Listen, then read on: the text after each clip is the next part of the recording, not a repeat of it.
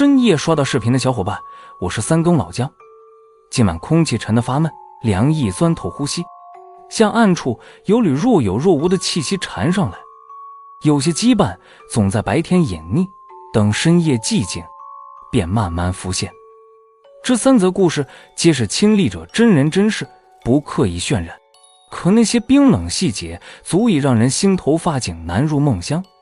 胆小慎入，敢听的裹好被子，咱们接着说。第一个故事，水库怪鱼。今天这则故事是楼里一位元老级老友讲给我的，事儿是他从自家老板那儿听来的亲身经历，透着股说不清道不明的诡异。他老板平生最是垂钓，一得空闲便约上3、5钓友，直奔市郊的一处大水库。那水库偏居一隅，常年清幽静谧，鲜少有人惊扰。湖中莲藕丛生，鱼虾在莲叶间自在游弋，野趣十足，正是垂钓的绝佳去处。有一年，老板他们忽然发现，常去水库的垂钓小团体里多了2个陌生人。男的50来岁，身形精瘦却格外高大，面色黧黑如炭，周身裹着一层淡淡的阴翳，五官总蒙着一层雾，怎么也瞧不真切，走起路来轻飘飘的，宛若踏空而行，没有半分脚步声。随行的是个20出头的姑娘，肤若凝脂，身姿婀娜，模样标致的惊心动魄。但凡在水库边见过她的人，目光都不由自主地粘在她身上，再也移不开半分。这2人每日准时现身水库，全程一言不发，只拎着一桶桶活泥鳅当饵，静静坐在湖边垂钓，直到暮色四合才起身离去。这般日日经手了1个多月后，水库藏有罕见奇鱼的传言便在周遭悄悄传开了，来钓鱼围观的人越来越多。没过几日，水库岸边就挤得水泄不通，垂钓的位置更是一位难求，人一多，心思就杂了。有天破晓时分，一个家住水库附近的村民竟带着电鱼工具偷偷下了水，没多久就电出了一条大家伙。那东西似鱼非鱼，身长近2尺，模样怪异至极，既沾着鲤鱼的轮廓，又带着几分草鱼的模样，腮边还垂着2道长长的胡须，浑身透着一股难以言喻的妖异之气。听闻有人电出怪鱼，那对连日蹲守的陌生人立刻凑了过来。2人操着一口晦涩难懂的方言，连比划带念的，折腾了好半晌，众人才恍然大悟，原来他俩是想出钱买下这条怪鱼。那村民见2人这般急切，反倒犯了心思，死活不肯卖。2人也不放弃，一路加价，摆出一副意志千金，势在必得的架势。最后价格加到2000块，在当时可不是小数目，可村民依旧不为所动。这2人肯花这么大价钱，这怪鱼定然不一般，想来是买回去食用，难不成这鱼肉真有长生不老的奇效？念头一旦冒出来，他当即喊媳妇回家取了铁锅，就在水库岸边生起火，当场杀鱼煲起了汤，还对着围观的人叫卖，一小片鱼肉就胎价100块，吹嘘吃了便能占得福气，甚至有望长生。围观者面面相觑，满心忌惮，没一个人敢上前尝试。最后一整条怪鱼竟被那村民独自吃得干干净净，连汤汁都没剩下多少。那对陌生男女从他架锅煮鱼起，便始终面色凝重地站在一旁，一言不发。等看着村民把怪鱼啃得只剩骨头，那高个黑脸男人才重重叹了口气，声音低沉又惋惜，自作孽不可活。自那以后，水库边再没人见过这对神秘男女。没过多久就到了小年，天刚蒙蒙亮，就听见那村民家里传出撕心裂肺的痛哭声。乡亲们急忙赶过去，只见村民最疼爱的独子与刚新婚不久的儿媳双双因一氧化碳中毒没了气息。老2口察觉不对劲，破门而入时，2个年轻人的尸体早已冷透僵硬。后来大家才知道，小2口平日里一直开空调取暖，唯独小年前夜不知为何突然生起了煤炉，新房既没装风斗，也没砌烟囱，一场本可避免的意外，夺走了2条风华正茂的生命。老友说，他老板后来琢磨着，那条怪鱼定是有了修行造化的灵物，那对陌生男女或许是算到他有此一劫，特意赶来救他放生，好积一份福报。没成想凡人无知无畏，不懂敬畏生灵，反倒痛下杀手，一场殊胜福报，最终酿成生离死别的悲剧，实在可悲可叹，又无可奈何。贪欲一口吞下怪鱼，却换来家破人亡的报应。这件事让人明白，有些东西不是凡人能碰的。而下面这个故事却讲了一个死去的人，用另一种方式还了生前的情分，藏着不一样的因果。第二个故事，杂院光棍。这一则故事来自我的小学同学。这里说的光棍并非指未婚男子，而是形容一个人的性格爽利决绝，带着几分孤勇与烈性。我这同学小时候住在一个大杂院里，院里拢共住着7、8户人家，唯独这个光棍是外地搬来的。他那会儿担的营生叫倒爷，每次出去跑一趟买卖，赚回的钱都顶得上普通双职工1整年的工资，所以他也不常外出。每次赚了钱，就会叫上一群所谓的社会闲散人员，到家里打牌喝酒，跟他拼居的一个女人也会陪着一起热闹。光棍的穿着打扮，在当时的邻居眼里格外扎眼，比如总戴着一副大大的墨镜，浑身透着股与院里人格格不入的犟。我同学的奶奶不止一次叮嘱他，也告诫我们这些一起玩的小孩不许跟光棍来往，说跟着他学不出好模样。可我们总忍不住偷偷往他家跑，一来是他家里有不少新奇玩意儿，比如录音机，在当年绝对是稀罕物；二来他也不像别的大人那般严肃刻板，比我们这些小孩还算和气，时不时还会分些零食给我们。以前光棍家的大门总是敞开着，谁都能进去串个门，可后来他家却常常房门紧锁。有一次我同学凑过去敲门，还被他硬生生轰了出来。等我们长大成人才知晓其中缘由。那时候光棍已经染上了毒瘾，大概是怕我们这些小孩误碰毒品，才刻意疏远，不再让我们进家。毒品最是毁人根基，再多家财也能一朝散尽。不到1年，光棍就因吸毒欠了一屁股债。但他这人性格也真配得上光棍二字，硬是咬着牙熬了1年，拼尽最后一点家底还清了所有债务。可他自己也清楚，毒瘾缠身，这一辈子大概率是戒不掉了。还清债务的那天，他买了一桌子好酒好菜，一个人慢悠悠吃喝完毕，便吸入过量毒品，结束了自己的生命。第二天，那个跟他拼居的女人回到家，看到他留下的遗书，抱着遗体哭了一场，之后便收拾行李离开了，再也没回过这个院子。光棍去世后，大杂院里的大人们都悄悄松了口气，像是卸下了一块心头大石。可半年后，院里发生的一件事却让所有人都变了神色。院里的张叔叔某天在单位值夜班，夜里独自一人在办公室，忽然听见窗外传来咚咚的敲窗声。他抬头一瞧，竟看见光棍站在窗外，吓得他双腿一软，一屁股坐在了地上。光棍在外面似乎在说着什么，可隔着厚厚的玻璃，半点声音也听不清，只能从口型判断是让他快回家，同时还一脸焦急地指着南边的方向，转瞬就没了踪影。张叔叔好半天才缓过神，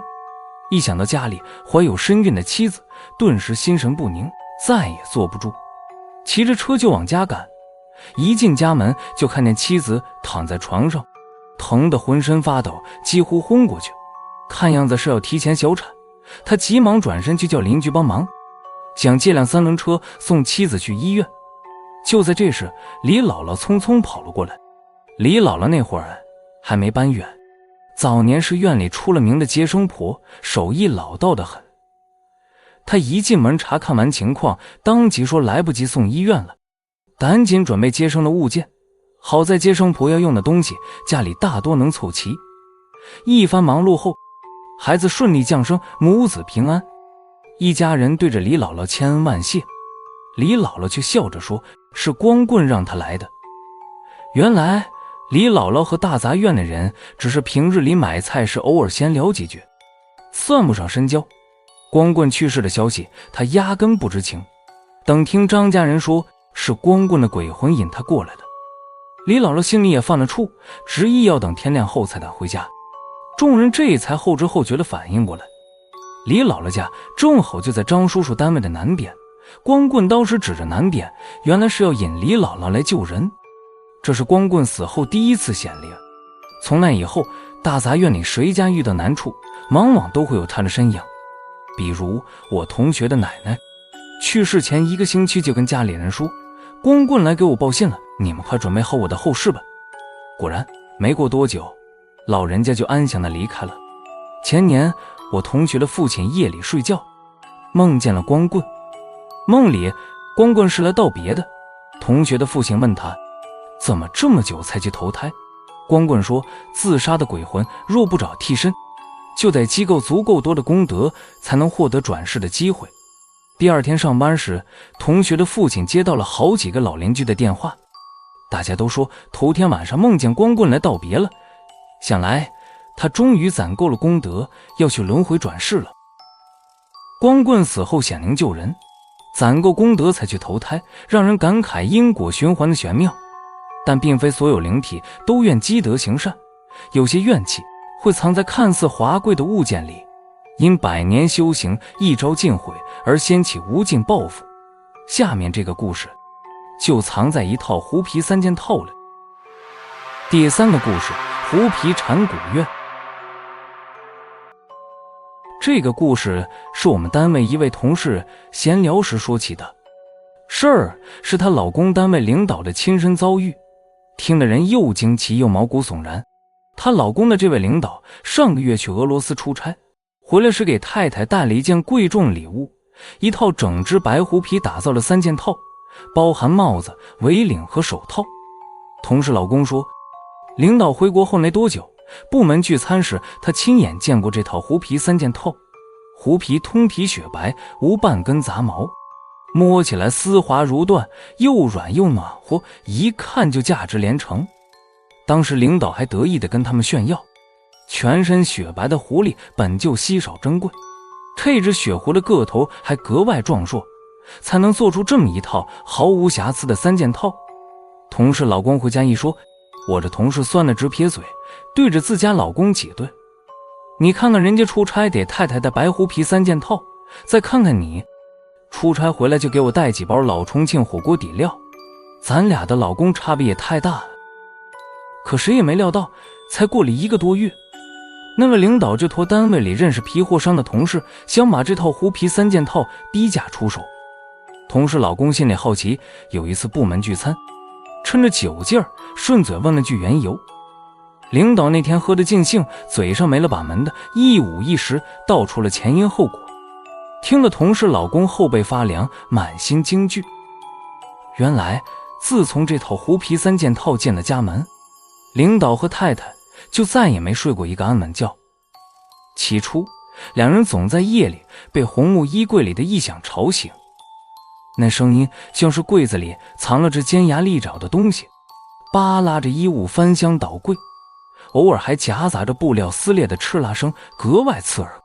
领导心里发慌，硬着头皮开灯查看，只见衣柜里乱作一团，原本叠放整齐的衣帽鞋袜被翻得乱七八糟，毫无章法。他费了好大劲收拾妥当，可一到夜里，那异响又会准时响起，不把衣柜折腾了底朝天，绝不罢休。夫妻俩百思不得其解，连日的折腾让两人都患上了神经衰弱。有天晚上，领导太太辗转难眠，迷迷糊糊间瞥见衣柜前立着一个长发女人的背影，他心里一紧，刚要开口呼喊，就见那女人缓缓地一寸寸转过身来。还没等他看清对方的面容，那女人的双眼突然亮起2道绿莹莹的光，像猫科动物夜间的眼眸，诡异又惊悚。领导太太吓得魂飞魄散，失声尖叫起来。领导被惊醒，一咕噜爬起来打开灯。楼上楼下屋里屋外翻找了个遍，连个人影都没发现。他只好强作镇定，安慰太太是做了噩梦，可自己心里却犯了嘀咕。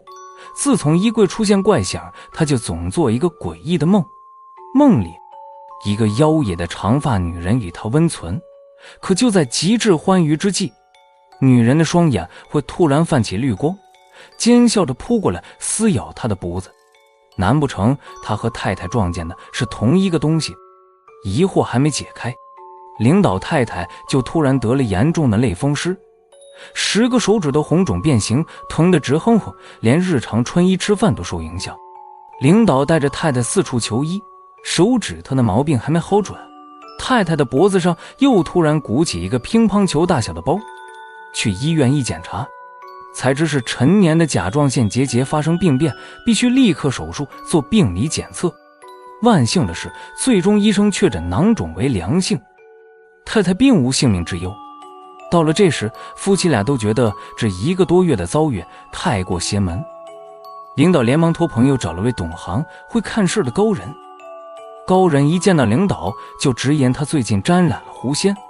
而且这只狐仙的道行还不浅。一听狐仙2字，领导顿时恍然大悟，他从俄罗斯带回来的狐皮3件套，不就一直收在红木衣柜里吗？所有怪事都始于这套狐皮进门之后。难怪太太的双手对应手套，脖子对应围领，原来头皮总发浆对应帽子，原来都是这狐皮在作祟。领导又惊又慌，连忙请教破解之法。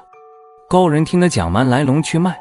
叹了口气说，这只狐仙本就快要得道飞升，却被人算计害死，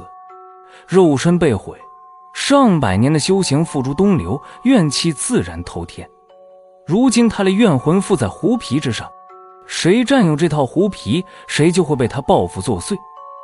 你总做那怪梦，也是他在暗中吸你的精血阳气，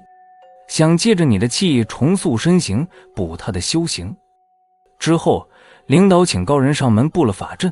还承诺会把这套招灾惹祸的狐皮3件套焚化成灰，以平息狐仙的怨气。可到了最后，他还是抵不过财迷心窍，不甘心重金购置的东西就这么付之一炬，血本无归，便偷偷托下属联系皮货商，想低价转手，把灾祸转嫁他人。说实在的，领导这般做法实在不地道。不知道下一个买下这套狐皮3件套的人，会不会被狐仙怨魂缠上，又能不能像他这样及早察觉异常。至于能否躲开这场灾祸，就全看那人的造化了。我小时候看过一部恐怖片《人皮灯笼》，吓得我至今都有心理阴影，从来不肯穿动物皮草。其实仔细想想，万物有灵，众生平等，穿着动物的皮草取暖装扮，与披着别人的皮囊招摇过市，本质上又有什么区别？拿其他生灵的尸身皮囊满足自己的私欲，难道真的能心安理得，毫无畏惧吗？说到底，不过是无知者无畏罢了。3个故事落幕，贪欲隐护，善有回响，怨气难平，核心不过一句：万物有灵，因果循环，贪念起，灾祸至。有些东西一旦惊动，便覆水难收。今晚的故事是他人的经历，或许也是无声的警告。下一个深夜，他会不会找上你？是不是忽然觉得后颈一阵发凉？今晚到此结束，故事均为网友投稿，仅供娱乐，大家理性观看。喜欢这期内容的小伙伴，记得帮老姜点个赞，按下订阅并开启小铃铛。如果你也有让你无法解释，甚至毛骨悚然的亲身经历，或者听过身边朋友的恐怖遭遇，欢迎投稿到频道下方的投稿表单，或者直接在评论区留言，老姜会认真阅读并挑选合适的故事，